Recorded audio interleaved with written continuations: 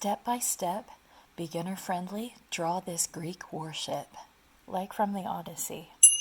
Paper, pencil, small straight edge like a credit card.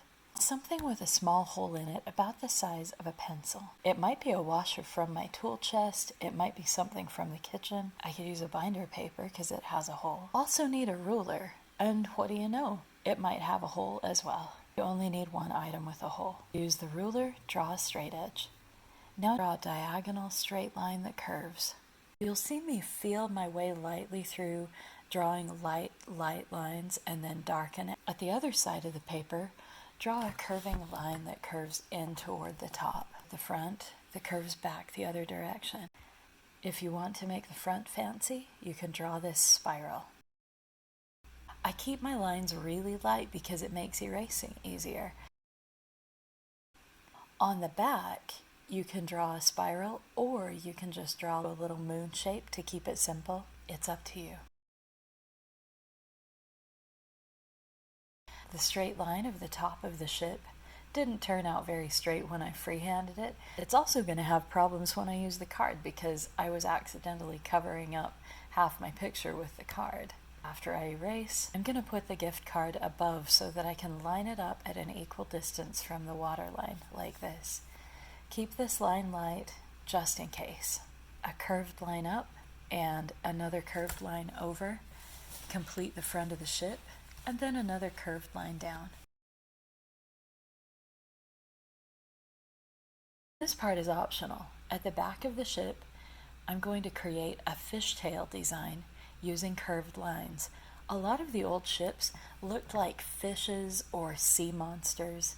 They're very cool, so I'm going to do that with this one. These lines just follow the curve of the back of the ship up and over, and they're each connected with a curved line. Very light line down the middle. This is the mast of the ship, but we're going to erase most of it, so barely whisper that line on. You want it to be a ghost. Then ghost in two curved lines. The one that's toward the back should be taller than the one that's at the front. The one that's at the front is farther away from us. I'm going to connect them with either straight or curved lines. I think the curved lines look more interesting. Then more curved lines to give the sail form.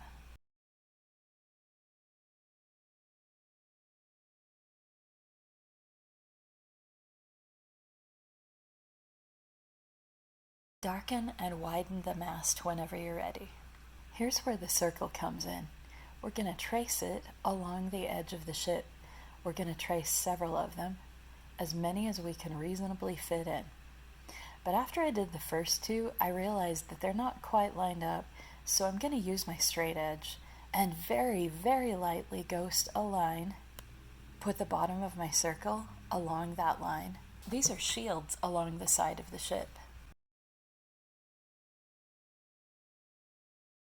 Draw the water line lightly. In between each shield, I put a diagonal line down. This helps me keep the spacing for all the oars. Then I'm going to put a water line where the oars connect with the water. These shields need shading, so I shade it light and then I put a darker edge along the bottom. When we read the Odyssey in high school, this was my favorite doodle.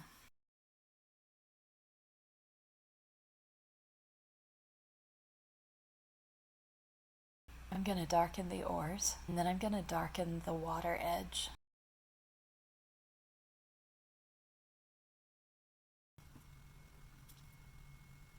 Once you have the front of the boat refined, darken it, then darken the edge of the water.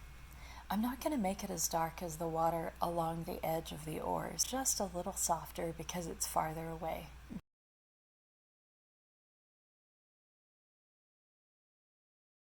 Darken the back end of the ship and any other lines that are important to you.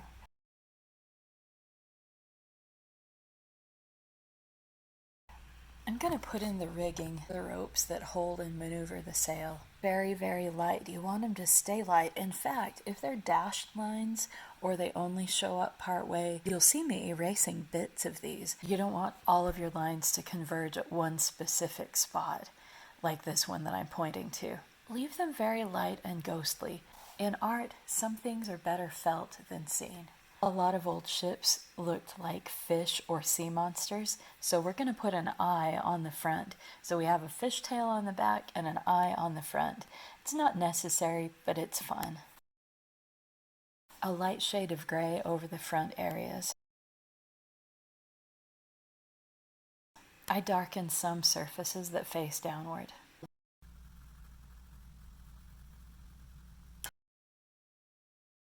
Light gray on the side of the ship, and the bottom half of the side of the ship is going to be darker. You'll notice I just switched to a blending tool. If you don't have one, I would smudge using a Q-tip, and all it is a smudger tool. You can use a Q-tip or a folded up piece of paper towel, just the corner. It makes shading go so much faster. It's one of my very favorite tools. Then I'm darkening the bottom half of the rest of the ship. Using the pencil and then the blending tool, I shade the bottom half of the sail.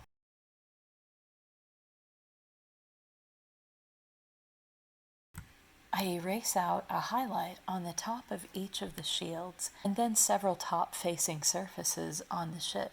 This gives it 3D form, light, and shadow.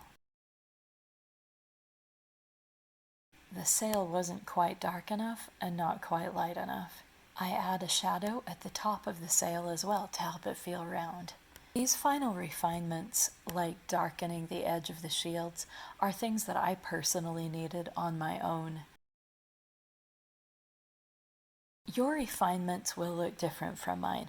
I'm making the bottom end of each oar widen. It helps it feel like a closer, more solid shape. Using the side of my pencil, very light, scratchy waves. Then very, very light, whispered, fluffy, scratchy clouds. I'm holding my pencil way back by the eraser so I don't accidentally push too hard. We need a little bit of life, so I added some birds.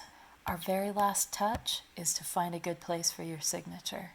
I hope you've enjoyed this draw along. Let me know in the comments what other Greek or Odyssey related drawings you'd like to try. Please like and subscribe.